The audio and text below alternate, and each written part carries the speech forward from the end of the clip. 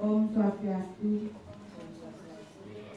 Selamat siang saya ucapkan kepada Bapak Kepala Sekolah beserta Dewan Guru dan GTK di SD Negeri 3 Ramlang. Untuk memulai kegiatan ini kita awali dengan doa dulu. Yang pimpin sendiri doanya nih. Berdoa mulai.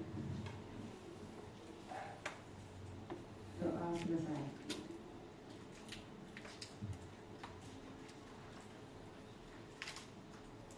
Adapun susunan acara pada kegiatan ini yaitu satu pembukaan sudah kita lalui tadi. Sekarang kita lanjutkan dengan sambutan dari Bapak Kepala Sekolah. Untuk Bapak saya persilahkan.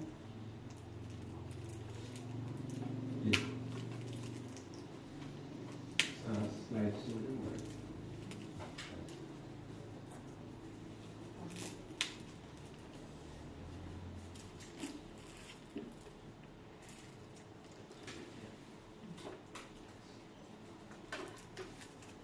Jadi pada hari ini luar biasa.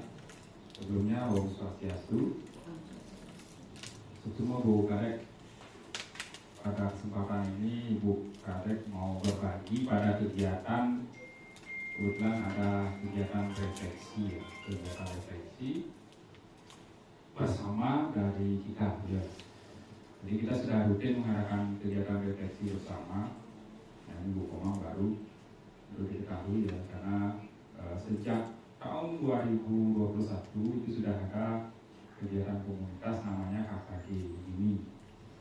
Itu sebulan sekali. Terus 2022 mulai komunitas praktisi 2 minggu sekali.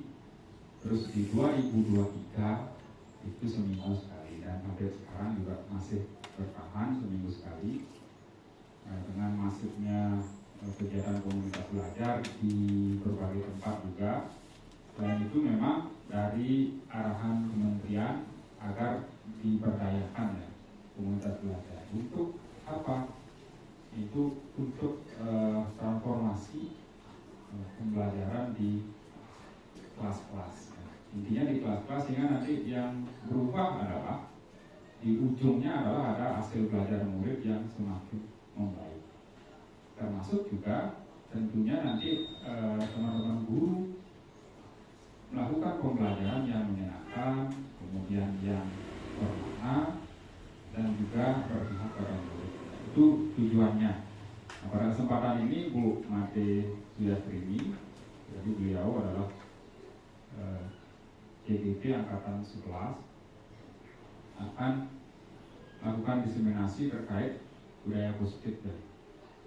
Fokusnya mungkin di penyebaran dan pemahaman budaya positif. Nah, bagaimana dan seperti apa nanti silakan disimak, dan jika nanti ada hal-hal yang memang belum jelas kita bisa diskusi bersama. Itu dari saya selaku kepala satuan, dan selebihnya biar langsung ke materi. Waktu saya kembalikan ke Bu Made dan saya tutup kepada Mas Andi. Om Santi Nanti.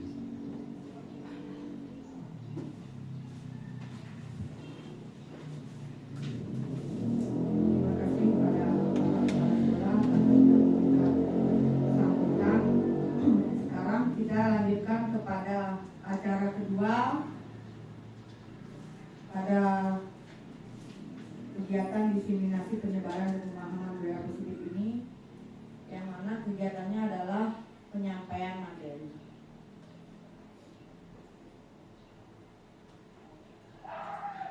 Tapi sebelum kita lanjutkan, kita buat dulu kesepakatan kelasnya. Yang pertama di sana selesai tepat waktu. Bagaimana Bapak Ibu? 7. Yang kedua bagaimana? Apa lagi perlu ditambahkan? Selalu menjaga kebersihan kelas.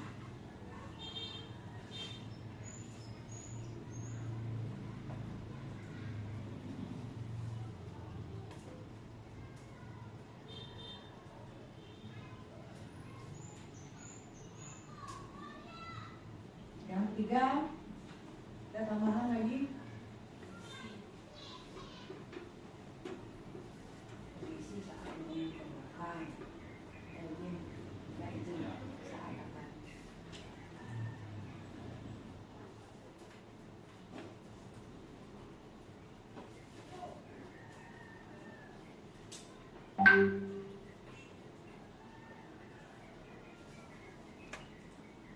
Ada lagi?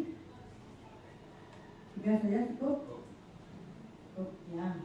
Baiklah Bapak Ibu, untuk hari ini kita sepakati kesepakatan kelas kita adalah 1. Selesai tepat waktu, 2. Selalu menjaga kebersihan kelas, dan 3. Minta izin saat mau ke belakang. Ya, selanjutnya kita akan lanjutkan dengan ice breaking dulu. Bapak Ibu bisa pilih apa ice breakingnya, atau tentukan siapa yang mau kasih ice breaking. Ya, Julia, coba. Atau kita pakai Aris Hamzah aja ya.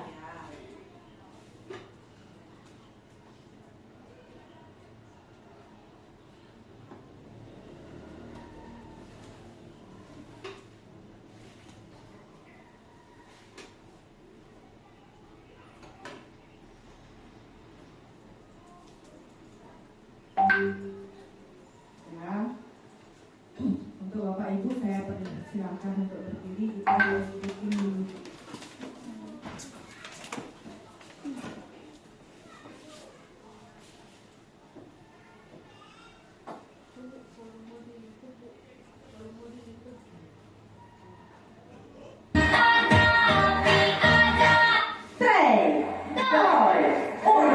Sabina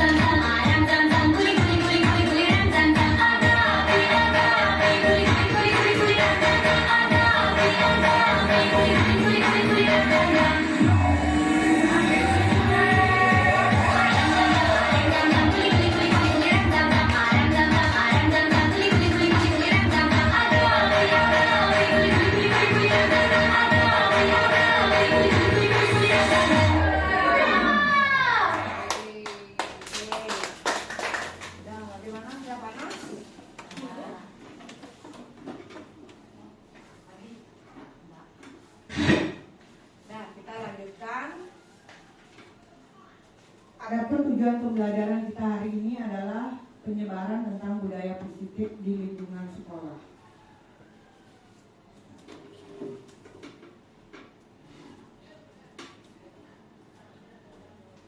Dan sebelumnya Bapak Ibu ada yang tahu apa itu budaya positif? Coba buka Delphi.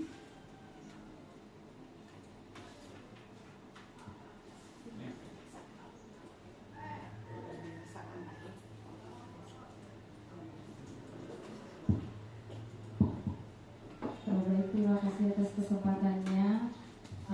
Kalau menurut dia budaya positif itu adalah aktivitas atau pertumbuhan karakter yang baik pada peserta didik di sekolah. Sekian dari saya, terima kasih. Oke, ada peserta lain yang ingin menambahkan? Mungkin Julia?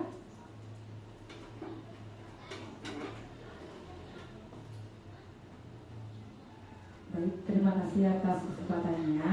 Saya ingin menambahkan apa yang disampaikan oleh rekan Tiang terkait apa sih pengertian dari budaya positif itu sendiri. Budaya positif merupakan nilai kebajikan yang menjadi keyakinan dan pada akhirnya nantinya menjadi karakter atau ciri khas dari sebuah lembaga atau peserta didik kita nantinya. Oke, bagus sekali. Tepuk tangan dulu. Ya, kasih tepuk wow dulu untuk Bu Kade Emi sama Bu Lia. Kasih tepuk WOW. Kasih W, kasih O, kasih W, wow. Oke, kita lanjutkan. Budaya positif itu merupakan perwujudan dari nilai-nilai atau keyakinan universal yang ditetapkan di sekolah. Budaya positif dapat mendorong murid untuk mampu berpikir, bertindak, dan mencipta sebagai proses memerdekakan dirinya sehingga murid mampu mandiri dan bertanggung jawab. Konsep dari budaya positif ini terdiri dari beberapa bagian. Ada yang dinamakan perubahan paradigma belajar, disiplin positif, kemudian nilai-nilai kebajikan, kebutuhan dasar manusia, motivasi perilaku manusia, posisi kontrol guru, keyakinan kelas, dan segitiga restitusi.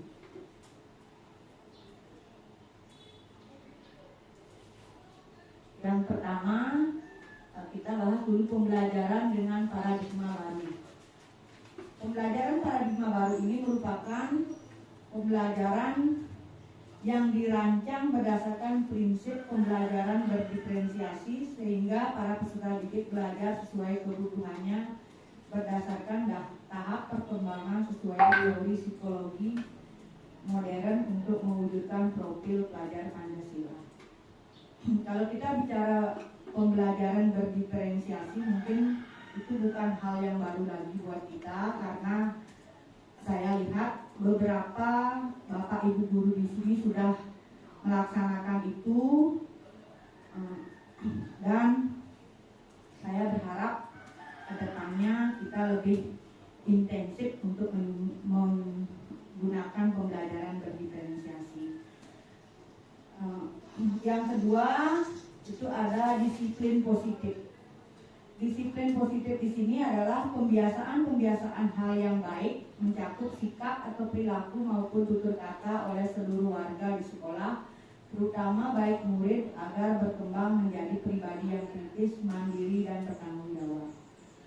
Sebagai pendidik, tujuan kita adalah untuk menciptakan peserta didik yang memiliki disiplin sehingga mereka berperilaku mengacu pada nilai-nilai kebajikan universal yang memiliki motivasi dengan diri menuju perubahan-perubahan ke arah yang lebih baik. Mungkin disiplin positif yang sudah berjalan di sekolah ini seperti misalnya upacara bendera, kemudian berbaris sebelum masuk kelas, kemudian persembahyangan bersama, persembahyangan purnama film, dan budaya-budaya yang memang sudah menjadi dasar di sekolah kita itu sudah ada yang berjalan beberapa, cuman untuk kedepannya kita akan gali lagi budaya apa yang perlu kita tingkatkan untuk menuju atau menciptakan pendidik sesuai dengan profil pelajar Pancasila. Yang ketiga, kebutuhan dasar manusia. Kebutuhan dasar manusia merupakan sesuatu yang kita lakukan untuk mendapatkan apa yang kita inginkan. Seluruh tindakan yang kita lakukan memiliki tujuan. Semua usaha terbaik yang kita lakukan agar kebutuhan dasar kita terpenuhi dengan baik. Kebutuhan dasar manusia ini ada beberapa, yaitu kebutuhan dasar untuk bertahan hidup. Mungkin apabila kita memiliki anak yang bermasalah di kelas, kita bisa menggali dulu ini kebutuhan dasar manusianya itu apa. Adakah yang dari 5 kebutuhan dasar ini yang tidak terpenuhi sehingga kita bisa menyelesaikan masalah yang dihadapinya. Misalnya seperti bertahan hidup. Manusia memerlukan makanan, pakaian, tempat tinggal, keamanan, dan kesehatan. Kemudian kasih sayang dan rasa diterima. Rasa diterima, diperdulikan, berbagi, bekerja sama, dan menjadi bagian dalam kelompok. Kemudian yang ketiga ada penguasaan. Penguasaan ini adalah harga diri, keinginan untuk dianggap memimpin, berprestasi, diakui, dan didengar. Yang keempat ada kebebasan, yaitu mandiri, memiliki pilihan, mencoba hal yang baru, dan mampu mengendalikan arah dirinya. Yang kelima ada kesenangan. Kesenangan bermain, humor, antusias, dan tertawa. Mungkin seperti contoh kalau yang pakai contoh kesenangan misalnya, kalau anak-anak kita di saat jam istirahat, mungkin banyak yang bermain bola gitu. Itu mungkin sebagai pelampiasan dari kebutuhan dasar manusia yang kelima. Karena mereka lebih memilih kesenangan, tetapi kadang mereka lupa akan keamanan. Nah, kita lanjutkan ke yang selanjutnya, posisi kontrol guru. Sebagai guru di sini kita memiliki 5 posisi kontrol, yaitu sebagai penghukum, pembuat rasa bersalah, sebagai teman, sebagai pemantau, dan sebagai manajer.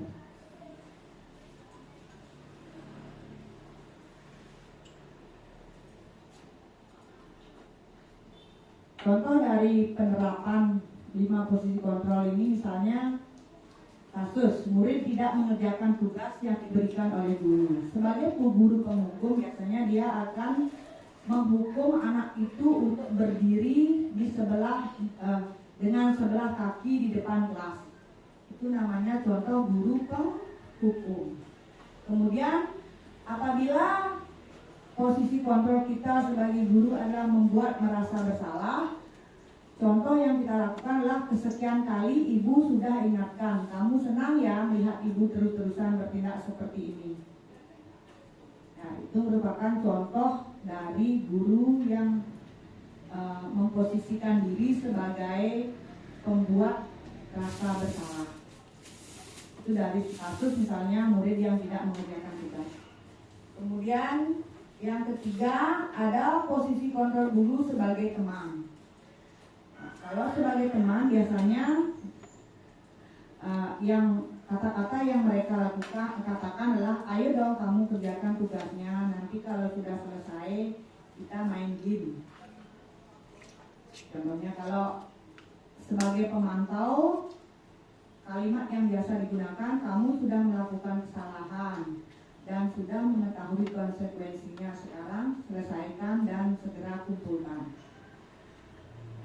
Itu contoh guru sebagai kontrol pemantau. Selanjutnya yang kelima, posisi kontrol guru sebagai manajer. Di sini biasanya yang dilakukan adalah kalimat yang digunakan, apakah kamu tahu kesalahannya? Keyakinan sekolah apa yang kamu langgar dan apa yang akan kamu lakukan untuk menyelesaikannya.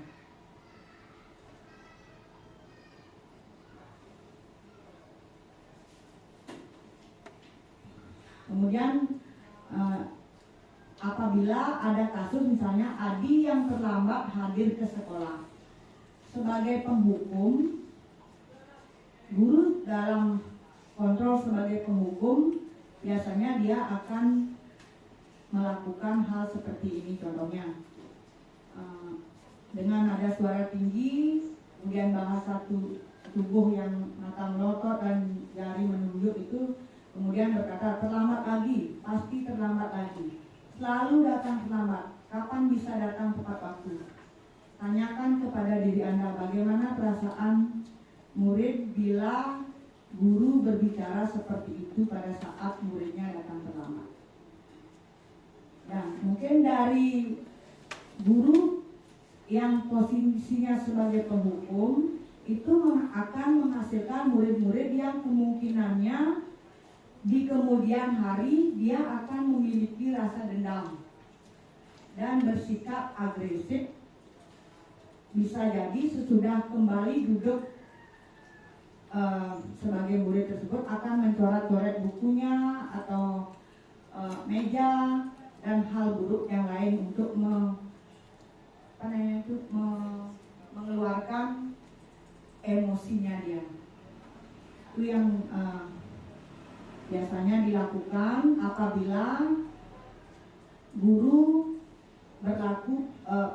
meletakkan dirinya sebagai posisi kontrol menghukum. Dia akan membentak dengan suara tinggi, kemudian dengan gerak tubuh yang menunjukkan menghardik, dan itu hasilnya juga tidak baik.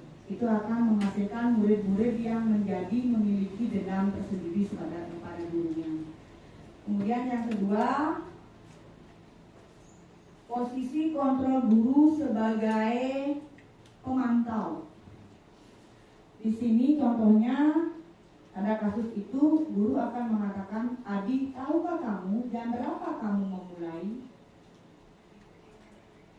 Kamu terlambat 15 menit. Apakah kamu sudah mengerti konsekuensi yang harus dilakukan bila terlambat? Nanti pada saat jam istirahat, kamu harus tinggal di kelas untuk menyelesaikan tugas yang tertinggal tadi." Kemudian hasilnya akan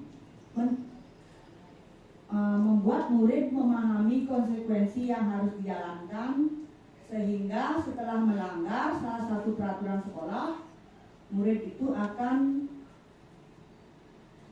bisa menunjukkan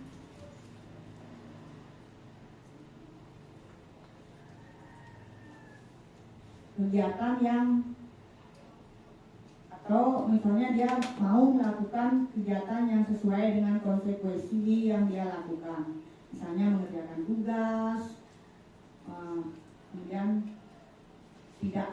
tidak istirahat dan sebagainya. Itu yang dihasilkan apabila kita sebagai guru meletakkan diri sebagai pemantau. Kemudian yang ketiga, guru sebagai teman. Guru sebagai teman di sini biasanya dia mengatakan, "Adi, ayolah, bagaimana sih kamu? Kemarin kamu sudah janji ke Bapak, bukan? Kenapa terlambat lagi? Ya sudah, tidak apa-apa, duduk dulu di sana, nanti Pak Guru bantu." Bagaimana perasaan murid dengan sikap guru seperti ini? Mungkin kalau sebagai teman ini saya gunakan sendiri, tapi toh juga bukan yang benar, karena di sini menghasilkan murid-murid yang memiliki dampak yang negatif, di mana murid akan menjadi tergantung pada kita, dan bila ada masalah dia akan merasa bisa mengandalkan kita untuk membantunya. Akibat lain dari posisi teman yaitu hanya akan membuat sesuatu bila yang menyuruh adalah guru tersebut dan belum tentu berlaku untuk guru yang lain. Itu apabila posisi kontrol guru sebagai teman. Selanjutnya, posisi guru sebagai pembuat rasa bersalah. Pada kontrol guru ini biasanya guru akan mengatakan, "Kamu ini bagaimana ya? Kamu sudah berjanji dengan ibu tidak akan terlambat lagi. Kamu kenapa ya senang sekali mengecewakan ibu? Ibu benar-benar kecewa sekali." Itu. Kemudian apa dampaknya pada murid? Murid itu akan merasa bersalah telah mengecewakan ibu atau bapak gurunya, dan murid itu akan merasa menjadi orang yang gagal dan tidak sanggup membahagiakan orang lain. Kadangkala sikap seperti ini lebih berbahaya dari sikap penghukum, karena emosi akan tertanam rapat di dalam murid tersebut sehingga dia menjadi orang yang tidak pede, kemudian kadang-kadang dia menumpahkan amarahnya walaupun dengan cara negatif. Murid tertekan seperti itulah yang tiba-tiba bisa meletus amarahnya dan bisa menyakiti dirinya sendiri dan menyakiti orang lain. Nah, itu yang keempat. Selanjutnya, guru sebagai manajer. Dalam posisi guru sebagai manajer, biasanya dia menggunakan kalimat, "Adi, apakah kamu mengetahui jam berapa sekolah dimulai? Kira-kira bagaimana kamu akan memperbaiki masalah ini?" Kemudian, "Saya hargai usaha kamu untuk memperbaiki diri. Bagaimana perasaan murid apabila diperlakukan seperti itu?" Misalnya kita menempatkan anak itu sebagai orang yang berharga. Misalnya kita bisa menempatkan diri pada posisi anak itu, misalnya dengan bertanya, "Kamu terlambat, kira-kira kamu karena apa ya kamu terlambat?" Kita bisa menerima masalah, masuk ke dalam masalahnya dia untuk bertanya kenapa dia terlambat dan apa solusi yang bisa kita berikan kepada anak itu supaya tidak terlambat lagi. Ini posisi guru sebagai manajer.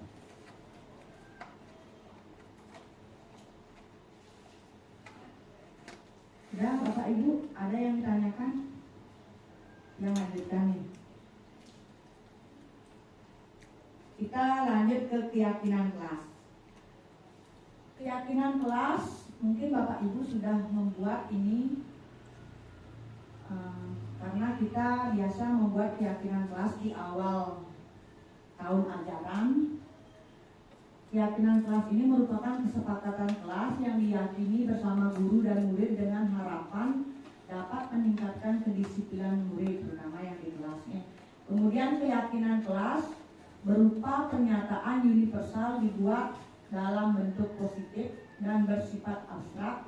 Keyakinan kelas hendaknya tidak terlalu banyak sehingga mudah diingat dan dipahami sehingga warga kelas ikut berkontribusi dalam pembuatan keyakinan kelas lewat kegiatan mengutarakan pendapat.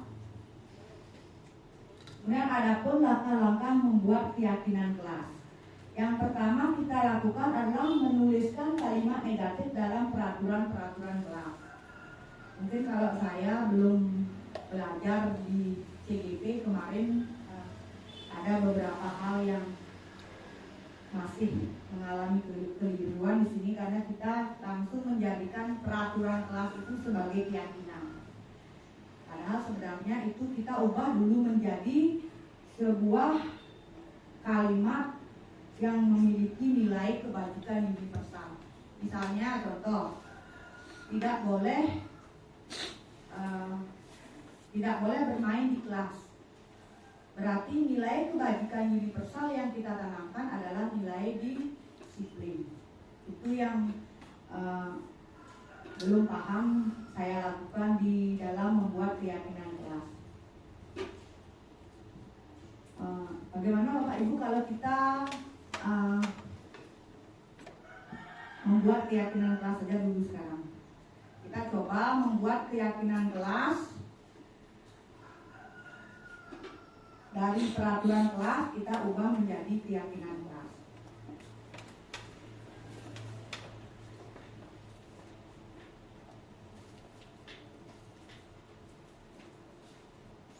Sudah, kita praktik dulu.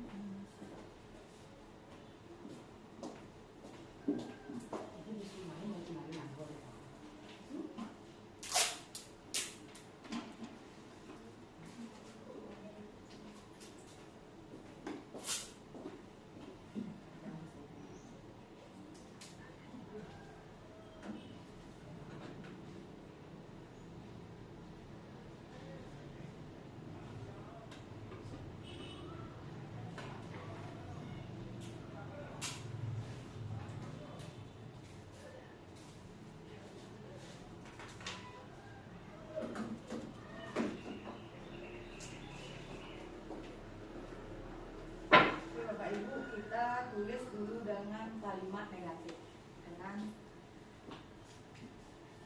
peraturan kelas. Misalnya jangan membawa, tidak boleh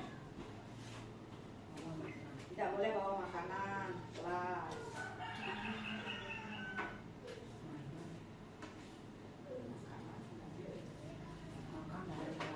Tidak boleh kalimat negatif dulu.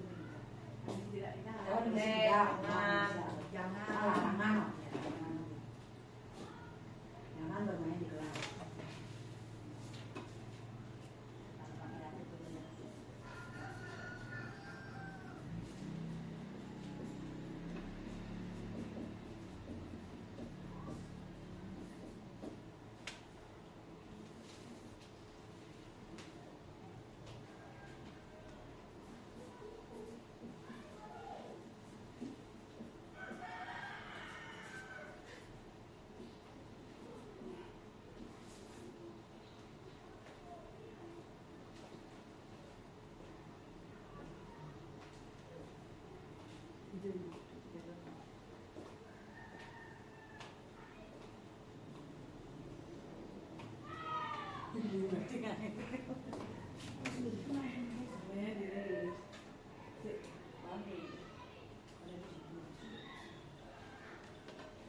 Yang boleh Bu Guru.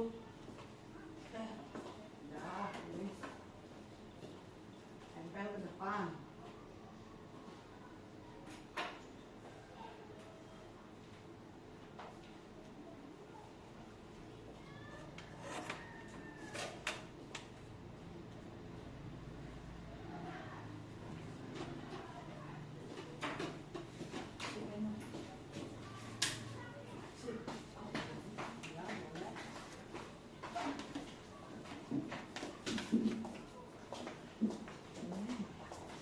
Kembalikan ini ada di kembalikan dia ada ini mungkin ada yang split ya.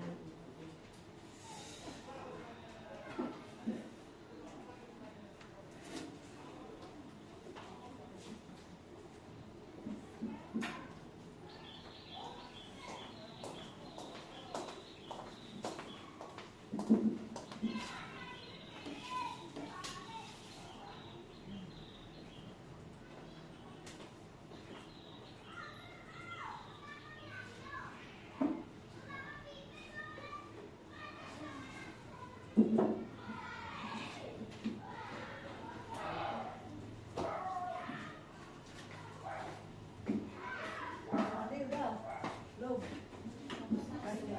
positif memang baru ya.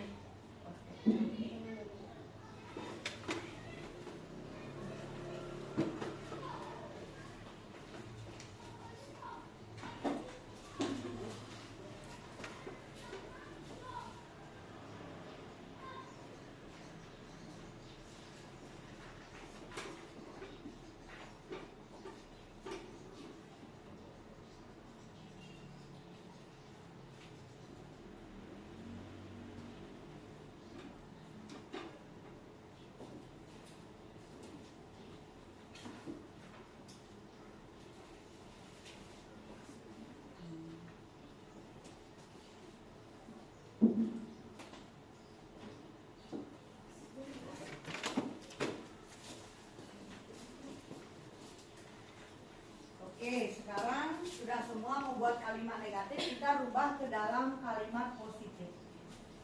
Misalnya contohnya tidak boleh menghasut teman. Kalimat positifnya bagaimana?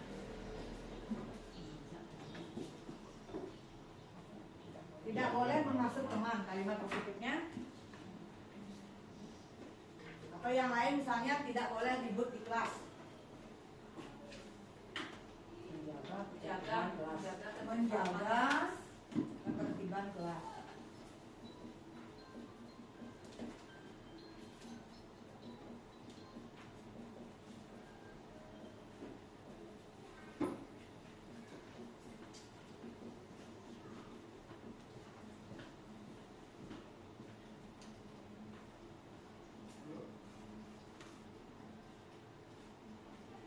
Kemudian tidak boleh meninggalkan kelas tanpa izin. Minta izin. Minta izin.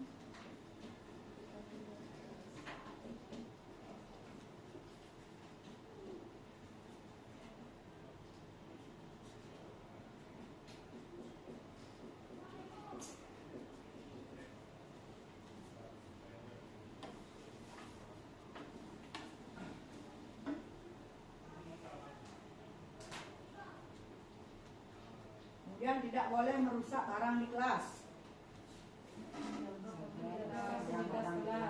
Menjaga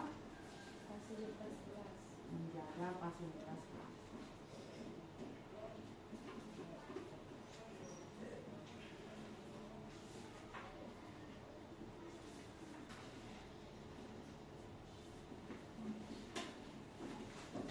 Contoh ya. Kemudian menjaga ketertiban kelas ini kalau kita masukkan ke dalam nilai kebajikan universal itu masuk di mana? Menjaga ketertiban kelas. Ada nilai disiplin, mandiri, kemudian apa lagi?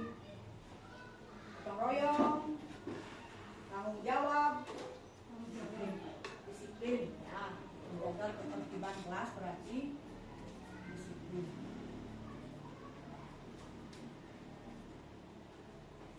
Kemudian minta izin bila meninggalkan kelas. Sama juga disiplin kan. Kemudian kalau 3, menjaga fasilitas di kelas. Tanggung jawab.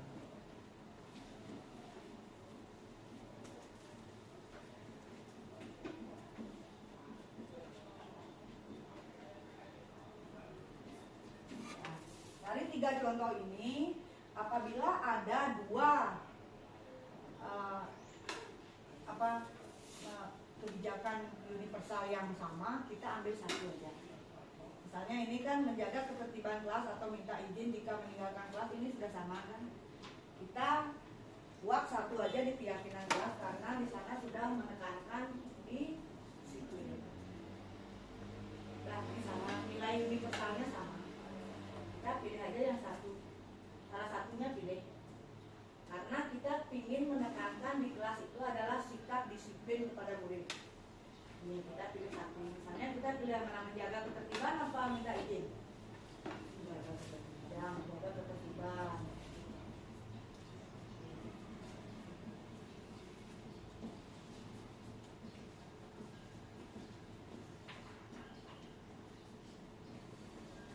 Kemudian yang kedua, tanggung jawab.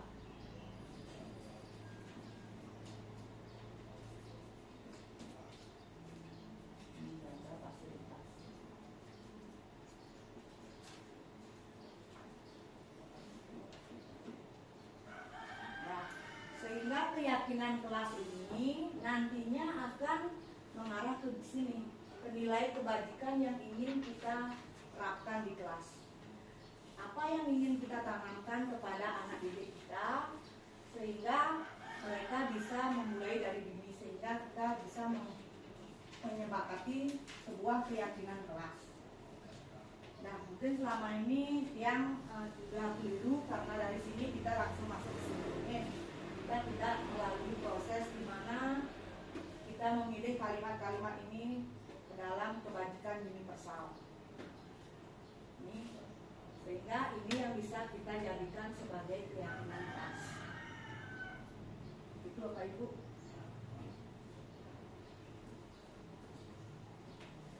Mungkin ada tambahan? Kalau ada pertanyaan?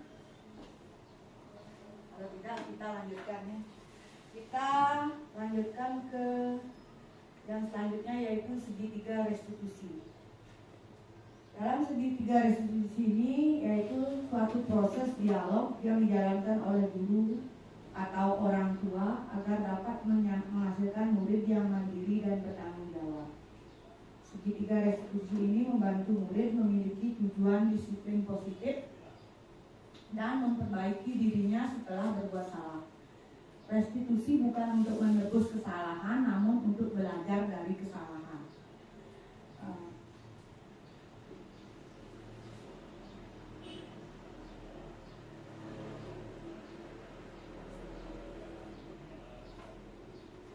segitiga restitusi ini ada 3 tahapan.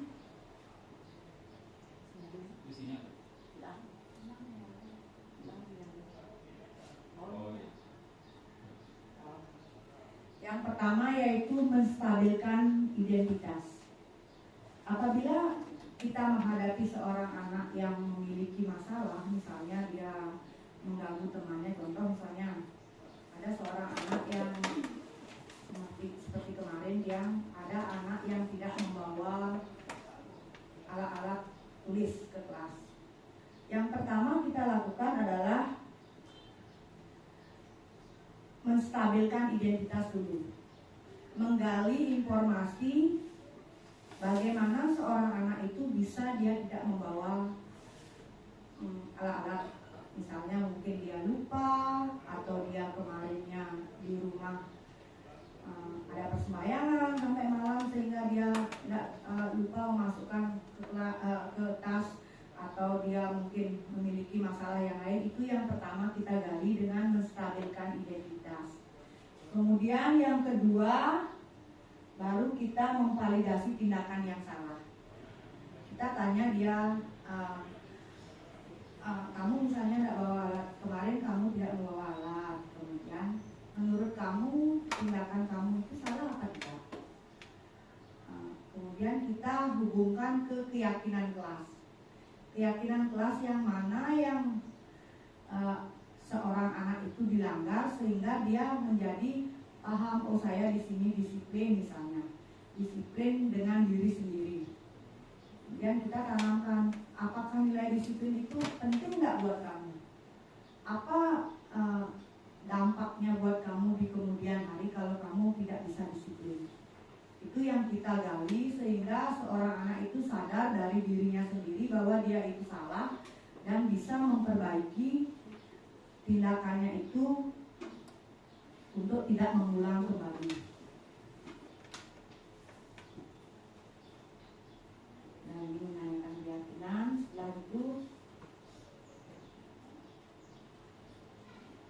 ini contoh kegiatan yang dia lakukan. Mungkin kalau dari segi ini belum sempurna karena ada beberapa hal yang belum masuk, yang coba putarkan dulu. Selamat pagi, Bu. Selamat pagi sama Nana, silakan dulu. Sama tahu nggak kenapa sama Nana dipanggil? Tidak.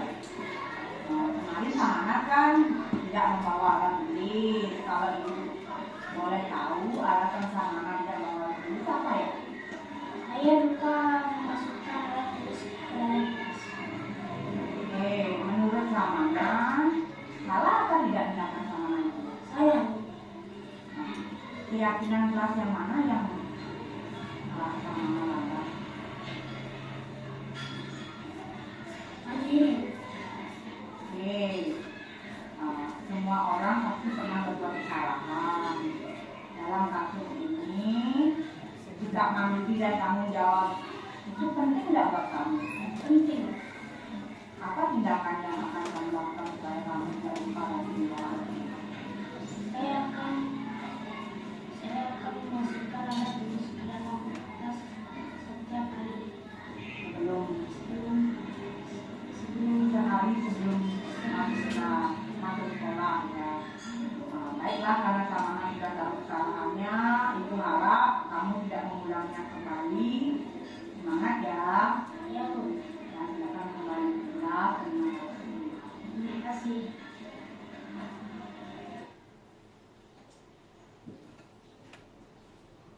Ya baiklah Bapak Ibu, ini contoh yang buat untuk menyelesaikan kasus dengan segitiga restitusi, di mana pertama kita seperti tadi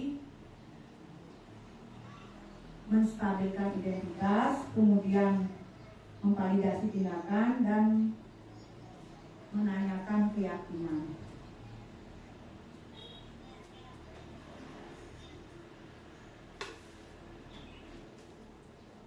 Mungkin dari Bapak Ibu ada yang bertanya?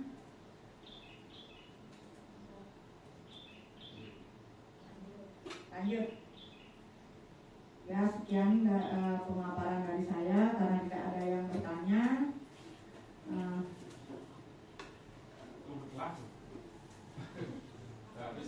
ya. Atau kita lihat video yang kedua nih. Kita coba di sini. Selamat pagi, Bu. Selamat pagi, Bu. Silakan dulu. Jadi tahu tidak kenapa dipanggil di sini? Tidak, Bu. Kemarin Budi saat yang pelajaran kan 3 kali dibimbing keluar. Kalau boleh Ibu tahu alasannya apa ya? Karena saya kebelet Oh, penting dan mau apa lagi? mau minum air. Oke. Kalau menurut Budi, tindakan Budi itu salah apa enggak? Salah. Kemudian keyakinan kelas yang mana yang Budi langgar kalau berbuat seperti itu? Disiplin. Disiplin diri ya. Menurut Budi, disiplin diri itu penting nggak buat Budi? Penting, Bu. Apa tindakan yang akan dilakukan selanjutnya supaya Budi tidak lagi melanggar disiplin diri? Sebelum masuk kelas, saya akan benar-benar minum air. Baru saya masuk kelas, Bu. Oke, baiklah, karena Budi sudah sadar akan tindakannya dan mau akan mengubahnya. Ibu harap kamu tidak akan mengulangnya kembali. Semangat ya.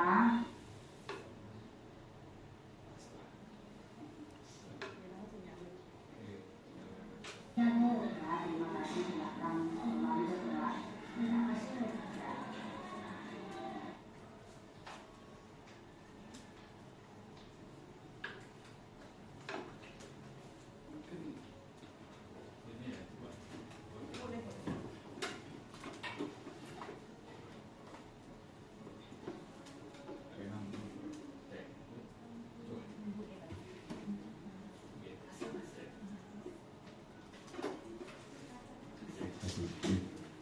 Semua Bu Kadek, jadi sudah diingatkan ya mungkin ya, karena ini pemahaman keyakinan kelas ketika di 2021 saya memang belum paham betul ya, karena di sana juga hanya sebagai mengajar praktik yang tidak praktik langsung. Memang yang dipaparkan Bu Kadek sudah sesuai sekali ya. Karena di PMM juga di tahun 2022 saya cek di PMM ternyata ada yang diperas ya, seperti yang diperas ya, disarikan menjadi sebuah keyakinan kelas. Nah, karena mungkin teman-teman dulu yang sudah dibuat adalah ketika menyerap pendapat atau pandangan dari anak-anak terkait dengan apa yang ingin, nilai-nilai apa yang ingin disepakati, itu saja kita masukkan. Bahkan kita tidak memilah ya, ini bagian yang mana, kelompok yang mana itu. Jadi ini sebagai penyegaran ya buat kita, buat teman-teman, sehingga nanti ketika merancang kembali keyakinan kelas, sehingga tahapannya benar, jadi semakin benar. Terus yang kemarin apakah salah? Tidak, ya itu masih sama. Artinya ada yang sama itu dibiarkan, yaitu seperti itu. Tidak apa-apa. Kita prosesnya seperti itu, sehingga yang tepat itu memang dari sini. Ya. Kalau saya sih pemahamannya kalau kesepakatan kelas ya anak-anak sepakat, misalnya 10 ada pandangan yang disepakati, ya kita peras menjadi 3 keyakinan kelas atau 2 keyakinan kelas. Namun catatannya anak-anak paham betul ya dari mana sih sumbernya. Kita perlahan juga kita mengajak anak-anak kita untuk mulai berpikir kritis atau dengan ini orang ini yang dulunya gitu. Sehingga pandangan-pandangan seperti itu akan mengubah pola pikir anak-anak kita ke depan. Jadi bukan berdasarkan ini orang ini, itu orang ini. Tidak. Jadi memang prosesnya kita tahu. Itu terkait dengan proses merancang keyakinan kelas. Nanti teman-teman bisa perbaiki kembali, lakukan kembali. Jika memang masih prosesnya belum tepat, ya kita coba lagi gitu. Ya, tidak apa-apa. Bahkan kalau kegiatan-kegiatan yang apalagi kalau di kelas kan cukup lama, 1 semester atau 1 tahun, kita bisa review kembali.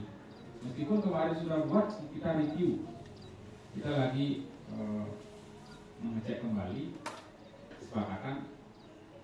Siapa tahu anak-anak kita punya ide yang baru, kan mungkin saja. Lanjut terkait dengan restitusi ya.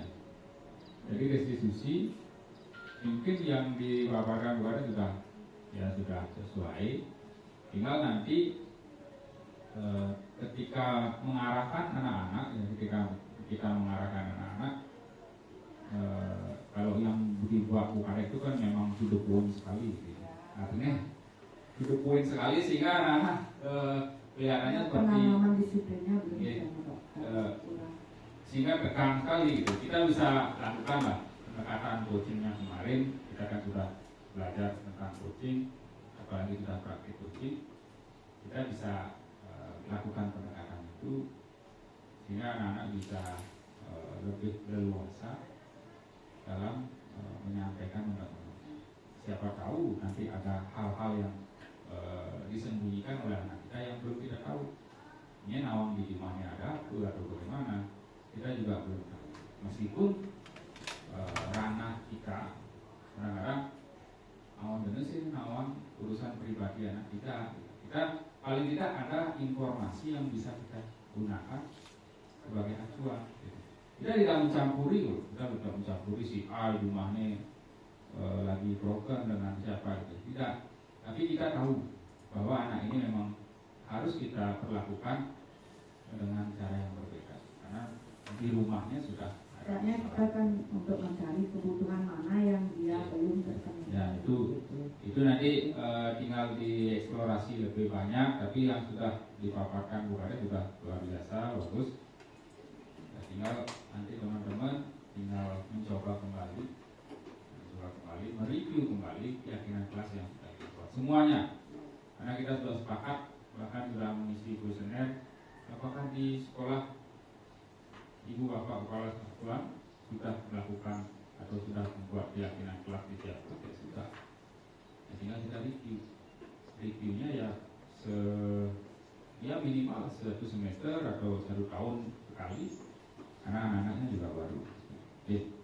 Itu mungkin yang bisa kita kuatkan kembali, karena saya juga teringat kembali kalau dulu ternyata keliru juga di awal-awal di tahun 2021 jika mendengar dengan nama kesepakatan kelas atau keyakinan kelas, masih pikirannya kok beda kok sama gitu. Jadi kalau setelah di PNM kemudian Ibu juga menjelaskan kembali, ini kita menjadi semakin jelas, semakin clear. Oke, itu saja dari teman-teman. Ada masukan? Cukup? Terima kasih Bapak Kepala Sekolah, dan sebagai kesimpulan dia akan sampaikan satu refleksi dari kegiatan ini, di mana sebagai guru kita sama-sama belajar. Mari kita belajar untuk menilai kesalahan anak itu dengan menggali memvalidasi dulu masalahnya, kemudian kita berusaha untuk melakukan tindakan di ruang yang tertutup. Itu harapan Tiang, mungkin yang juga sama kayak Bapak Ibu di sini, kita sama-sama belajar, sama-sama mengingatkan untuk kedepannya mari kita menjaga supaya hal-hal yang tidak kita inginkan tidak terjadi di sekolah ini, dan kita berharap apabila kita mengalami atau menghadapi anak-anak yang bermasalah di lapangan atau di mana, kita ajak dia ke tempat yang tertutup, yang maksudnya kita solasi dulu dia, untuk kita tanyakan masalahnya sendiri tanpa ada orang lain atau tidak di depan umum. Itu dari yang akhiri dengan yang tutup kegiatan ini, yang akhiri dengan Paramo Santi. Paramo Santi mulai. Om Santi Santi Santi Om.